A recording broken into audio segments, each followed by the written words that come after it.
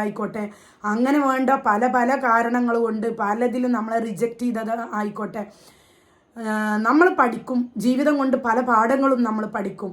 നമ്മൾ സ്ട്രോങ് ആയി കഴിഞ്ഞാൽ മറ്റുള്ളതെല്ലാം കല്ലിയുള്ളി എന്ന് പറഞ്ഞിട്ട് നമുക്ക് കളയുക എന്നുള്ളതാണ്. പിന്നെ എന്തിൻ്റെ പേരിലായി കഴിഞ്ഞാലും തളർന്നിരിക്കാൻ പാടില്ല എന്നുള്ളതാണ്. നമ്മളെ കൊണ്ട് ഈ ജീവിതത്തിൽ എന്ത് സാധിച്ചെടുക്കാൻ പറ്റും എന്നുള്ളതാണ്. ചിലർ പറയുന്ന കേട്ടിട്ടുണ്ട്, എനിക്ക് 40+ ആയാലും, ഞാൻ ഇതിനു മുമ്പേ ഞാൻ പറഞ്ഞിട്ടുണ്ടായിരുന്നു, എനിക്ക് 40+ ആയാലും. ഇപ്പോൾ കഴിഞ്ഞ ദിവസം ബാങ്കിൽ പോയ സമയത്ത് ഒരാൾ എന്നോട്, അവിടെ വർക്ക് ചെയ്യുന്ന ജീവനക്കാരൻ എന്നോട് പറഞ്ഞു, ഇനിയൊക്കെ മക്കളെ കാലാണ്, 40+ എല്ലാം ആയില്ലേ, ഇനി നമ്മളെല്ലാം കഴിഞ്ഞു എന്നുള്ളത്. പക്ഷെ തെറ്റി. 40 അല്ല, 50 അല്ല, 60 അല്ല, 70 അല്ല, ജീവിതം നമ്മുടേതാണെന്നാണ് ഞാൻ പറയുന്നത്. മക്കൾക്ക് മക്കളെ ജീവിതം നമ്മൾ ചെയ്തു കൊടുക്കണം, നമ്മൾ ചെയ്തു കൊടുക്കണം, എല്ലാം വേണം, ഹസ്ബൻഡിനായാലും മക്കൾക്കായാലും. പക്ഷെങ്കിൽ നമ്മളെ ജീവിതം എന്ന് പറയുന്നത് കുറച്ചെങ്കിലും നമ്മളെ ആഗ്രഹങ്ങൾക്കൊത്ത് സ്വപ്നങ്ങൾക്കൊത്ത് നമ്മൾ ജീവിക്കണം എന്നുള്ളതാണ് ഞാൻ നിങ്ങൾക്ക് പറഞ്ഞു തരുന്നത്. നമുക്ക് കുറച്ച് ഒരു സ്വന്തമായിട്ടൊരു സ്വപ്നങ്ങൾ ഉണ്ടാവൂലേ? എനിക്കുണ്ട് മാന്യമായിട്ടുള്ള കുറച്ച് നല്ല നല്ല ആഗ്രഹങ്ങൾ, നല്ല നല്ല സ്വപ്നങ്ങളുണ്ട്.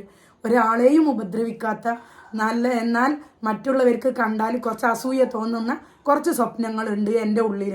അതൊക്കെ ഓരോന്നായിട്ട് എനിക്ക് നേടിയെടുക്കണം എന്നുള്ള ഒരാഗ്രഹമുണ്ട്. അപ്പോൾ നമ്മൾ ഒരാളെയും വകവെക്കാതെ നല്ല നിലയിൽ സത്യസന്ധമായിട്ട് നമ്മൾ മുമ്പോട്ട് പോകുന്നതിൽ ഒരാളെയും ഭയപ്പെടേണ്ട ആവശ്യമൊന്നുമില്ല കേട്ടോ.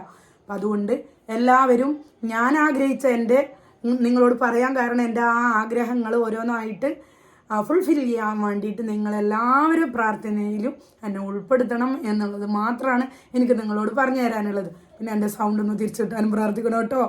പിന്നെ അപ്പോൾ തളർന്നിരിക്കാണ്ട് നിങ്ങൾ കണ്ട സ്വപ്നത്തിന് വേണ്ടിയിട്ട് നിങ്ങൾ പ്രയത്നിക്കണം. കഠിന പ്രയത്നമാണ് ഏതൊരു ലക്ഷ്യത്തിൻ്റെയും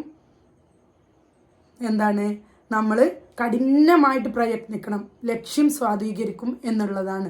ആ മാർഗം നമ്മൾ കണ്ടെത്തുക, എങ്ങനെയാണ് അതിലേക്ക് നമ്മൾ എത്തിപ്പെടുക എന്നുള്ളത് നമ്മൾ കണ്ടെത്തുക.